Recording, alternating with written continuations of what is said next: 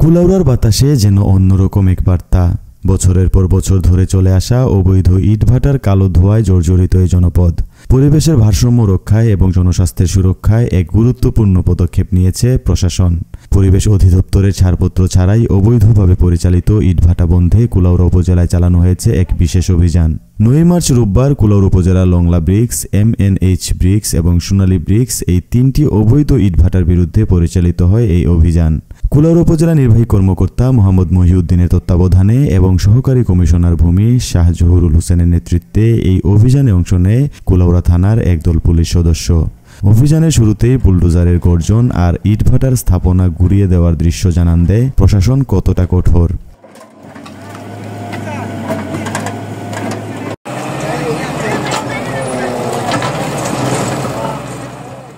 অবৈধ ইটভাটাগুলোর চিমনির মুখ থেকে বের হওয়া কালো ধোঁয়ার কুণ্ডলি যেন থমকে যায় মুহূর্তেই।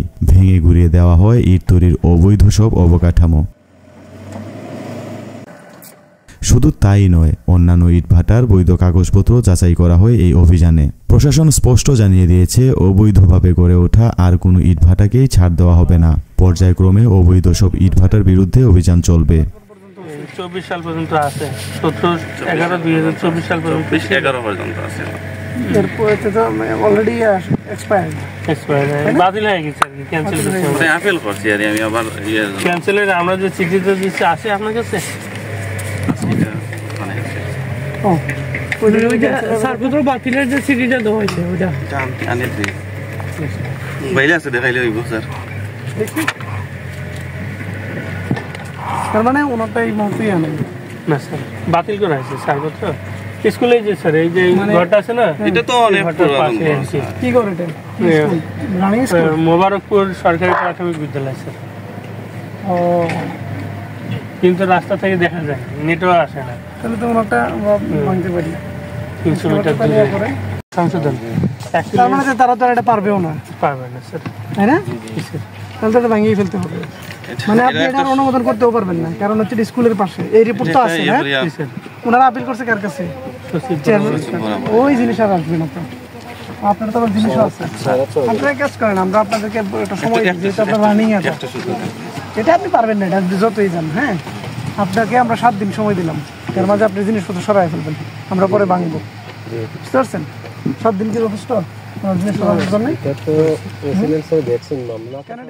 অভিযানে নেতৃত্ব দেওয়া সহকারী কমিশনার ভূমি মোহাম্মদ শাহ জহুরুল হোসেন জানান, পরিবেশ অধিদপ্তরের ছাড়পত্র ছাড়া একটি চলমান ব্রিকফিল্ডকে 7 দিনের মধ্যে সকল ধরনের কার্যক্রম বন্ধের নির্দেশ দেওয়া হয়েছে। পরিবেশ সুরক্ষায় কোনো ধরনের ছাড় দেওয়া হবে না বলেও তিনি জানান। লংলা এবং MNH দুইটা ইটভাটাকে আজকে আমরা অভিযান চালিয়েছি, সেটা তাদের যে কাঠামো ছিল সেগুলো আমরা ধ্বংস করে দিয়েছি আর কি। জানেন যে এই জিনিসগুলো, এই দুইটা ইটভাটারে কোনো লাইসেন্স বা পরিবেশ অধিদপ্তরের কোনো ছাড়পত্র না থাকায় আমরা মাননীয় হাইকোর্টের নির্দেশনা আলোকে আমরা আজকে সেই দুইটা অভিযান চালিয়ে দুইটাকে আমরা ঘুরিয়ে দিয়েছি।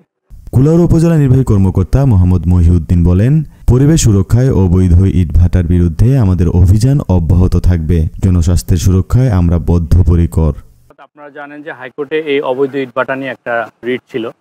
ওই রিটের আদেশের পরিপ্রেক্ষিতে এবং জেলা প্রশাসক মহোদয় গত 5 মার্চে আমাদের একটা অফিস অর্ডার করেন যে অবৈধ 13টা ইটভাটা আছে মৌলভীবাজার জেলাতে, এর মধ্যে কুলাউড়াতে আছে 3টা ইটভাটা। তো আমরা এর মধ্যে আজকে এসিলেন্ট সাহেবের নেতৃত্বে ইটভাটায় উচ্ছেদ অভিযান পরিচালনা করা হয়। তো পরবর্তীতে আবার যদি নতুন করে কোনো তালিকা আমাদের জেলা প্রশাসন থেকে আসে, তখন আমরা আবার নতুন করে আবার পাশাপাশি অভিযান করব। স্থানীয় বাসিন্দারা প্রশাসনের এই উদ্যোগকে স্বাগত জানিয়েছেন। তারা বলেছেন, বছরের পর বছর ধরে অবৈধ ইটভাটার কারণে নানা স্বাস্থ্য সমস্যায় ভুগছিলেন। এই অভিযানের ফলে তারা একটি সুস্থ ও দূষণমুক্ত পরিবেশ ফিরে পাবেন বলে আশা করছেন। কুলাউড়ার সবুজ প্রকৃতি আজ যেন এক নতুন বার্তা দিচ্ছে। অবৈধ কর্মকাণ্ডের বিরুদ্ধে প্রশাসনের এই কঠোর পদক্ষেপ পরিবেশ সুরক্ষায় এক নতুন দৃষ্টান্ত স্থাপন করেছে। সৈয়দ মিসবাহ, দৈনিক আমার বার্তা মাল্টিমিডিয়া।